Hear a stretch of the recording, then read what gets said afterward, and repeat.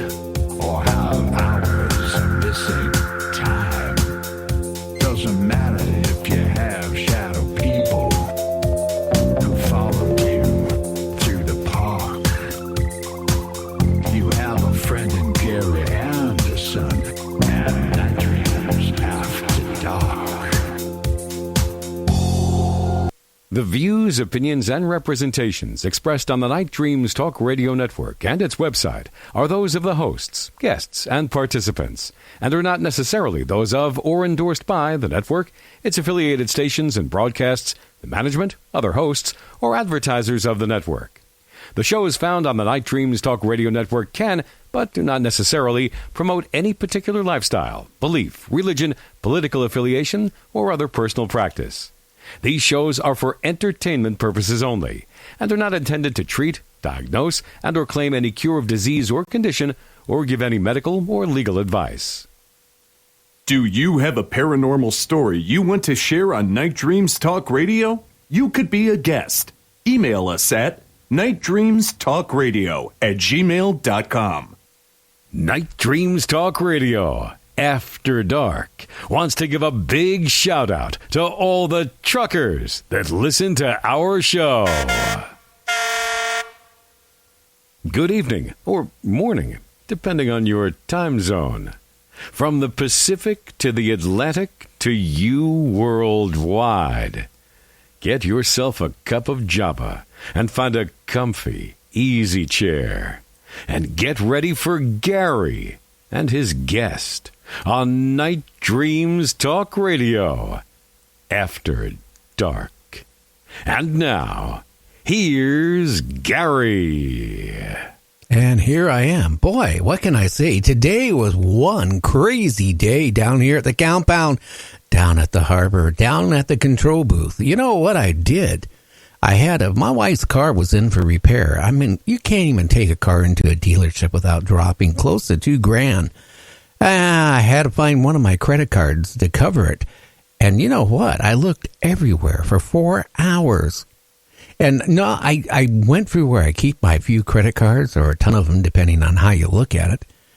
I checked my wallet 4 or 5 times. Couldn't find it. Then my son goes, well, here it is in your wallet. It dawned on me it was the exact same color as another credit card I used, silver. And I kept thinking it was that card. And now I feel like an idiot. I could have been, preparing for the show a lot better than looking for a freaking credit card for 4.5 hours. Well, anyway, tonight we got a great guest coming up here at the top of the hour. We got Paul Roberts. He's going to be talking, like Mothman, Bigfoot, the New Jersey Devil, and all those type of creatures here tonight. And right now, my good friend, and probably only friend I have, is James Krischbaum. He's with us. Hi, James. Hey, Gary. How are you doing? Somehow I always think I should say, here's Gary. How you been, buddy? Didn't you hear what I just said? I spent 4.5 hours looking for a credit card, which was like about a foot away from me the whole frickin' time. I feel like a total idiot. I've had days like that. That's always fun. You got to look at the positive side of it. It was you didn't really lose it and didn't have to cancel it, order another one. Nobody ran up a bill on you. It's all good. Yeah, but I almost canceled it. Then I would have felt like a bigger idiot. Yeah, it happens, but it's better to cancel it to be safe than, find out you bought a new car or a motorcycle halfway across the state somewhere online or something. Yeah, with that card, it probably would have been enough to buy a new a new motorcycle. Anyway, in the news today, a California woman returns a library book. No, not 6 months past due, not a year, but how about 74 years overdue? What? 74 years overdue? I got to tell you, she could have probably bought the whole library for the total fine on that one. That is incredible. How was it? I wonder if it was the same woman. She was still alive, or it was passed down, and somebody thought, "Oh my God, I got to return this." No, she returned it. So that probably would have to put her at least maybe 80 in her early 80s. God. Yeah, and it took that long for her guilt to catch up with her, or maybe she just found it. But either way, that's a long time. Just think if it would have been like 6 cents a day fine or 3 cents a day fine, compounded with the interest times 74 years. You could go out and, you could do the town in Nebraska or anywhere else. She probably could have bought the library or added a new wing to it or something. My goodness, yeah, that's crazy. I tell you. Hey. A swimmer loses his wedding ring, and he panics, and a fish helps him recover it. The fish grabs finds the ring and brings it to him. Now, come on, I can't believe that story. Are you trying to tell me on this news service that fish are smart enough to oh, hey, I found your ring. I'm going to return it to you. I can't believe it, but that's what it says. As you know, our government says all news is what? Fake. It's real. It's fake. It's fake. Yeah, I got to say about that fish, I've been fishing for most of my lifetime, and fish, anything shiny, especially rings, they're just going to eat it. Now, mammals, I have seen dolphins on video where they've returned, somebody dropped their cell phone and went and got it and returned it. I mean, they're a little more smarter. But fish, they're like programmed to eat things, really. Pretty much. Eat and poop, isn't it?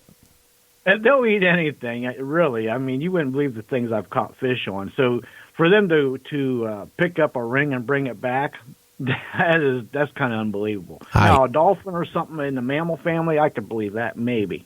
Now, maybe look at it this way, because the show is paranormal, isn't it? So maybe it was his Aunt Bertha who was reincarnated as a fish, because you know what? She didn't get many points when she used to play the saxophone at the nudist camp.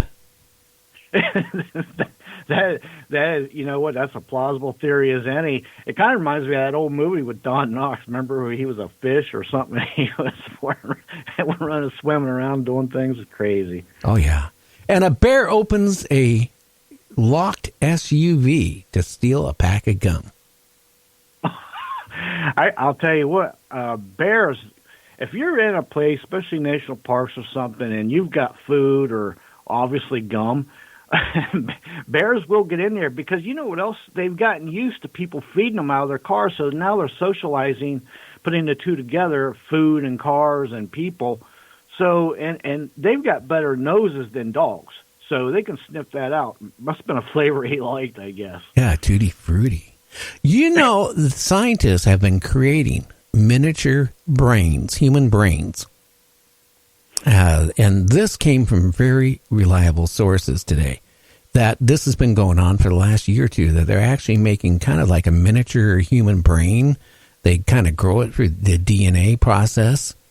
And the brain is actually capable of thinking. But now another scientist says, do you realize these brains, they don't have no body, they have no eyesight, and you're trying to input thoughts into these brains. Could you imagine the horror that these brains are going through? And they're trying to get in front of Congress a bill to stop this type of thing going on in medical practice.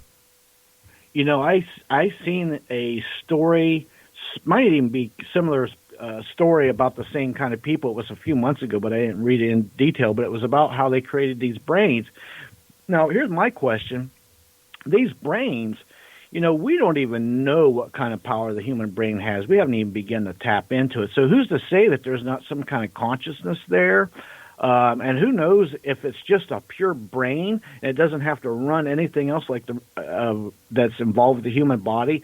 Who's to say that it can't focus all that energy and power into like telekinesis or something like that? And, you know, these are some scary paranormal thoughts if you really think about it. Yeah, it could be. But what this scientist was saying, the one he's finally got upset, he goes, that think about it. These brains, because they're trying to input thoughts into these brains, okay? And they can actually do that nowadays. They can do it with rats and other animals. So that's what they were growing these brains for, to see what type of thoughts they could put in and how the brain would digest it. And the scientists said, you know, the brains, the waveform and all this stuff, you know, the electricity spikes up and down. They said that, or he feels that these brains, after they've been, you know, gone through what they've been going through, is like in a horror movie. You know, that their thoughts would be nothing but horror and pain locked into a brain where you can't see, you can't move, you can't do anything. Now, they don't have the faculties like me and you, because they're miniature brains and they're not as developed as far as human brains, but they're more developed than a monkey's brain. And now monkeys can feel pain. They got thought. They can do all kinds of stuff. I've seen monkeys ride little miniature motorcycles, do all kinds of things. So you figure the brain, it'd be nothing but torture. Right, that's kind of what I touched on. You know, who's to say what, you know, maybe there's a consciousness in there that feels like you just said trap or something. And my question is, where are they getting the material to start to build this brain? Are they getting it from human DNA, part of the brain, or the human DNA? The human DNA. That's what it said. Okay. It didn't go into anything more than that. Right. So then that brings up my next question. Who's to say that since they're doing it like that there's not some kind of memory cells there or memory DNA from wherever they got it from? So who's to say, like we touched on, that there's not some kind of consciousness in there that's being horrifically tortured? They can't see or don't know what's going on. You're in a jar somewhere giving commands. I mean, that would be horrific. Well, that's what they're doing. They're actually putting thoughts, human thoughts, into these brains and memories into these brains. So can you imagine, you're nothing more than a brain in a jar with liquid, right? And they're putting thoughts. Who knows what type of thoughts they're putting into your brain? You know, that's scary. I mean, could you imagine that? You and you're able to process it. And they said that these brains can process this information. So the scientist said, this is horrible. This is something that should never, ever be done and never allowed to be done again. That sounds, I have to agree, because here's the thing. We don't know what kind of paranormal Pandora's box that could open up. Who's to say when these brains, they say they're no good or they die or whatever? Who's to say they won't come turn into another, like a spirit of its own self, of a whole new type of spirit that, you know, God knows it. It only knows what it's been fed. So look at the horror, the evil it could unleash on people. It's as a revenge for being set free. That's just one aspect of a paranormal Pandora's box. Not to mention the telekinesis it might develop. Who knows? It sounds scary to me.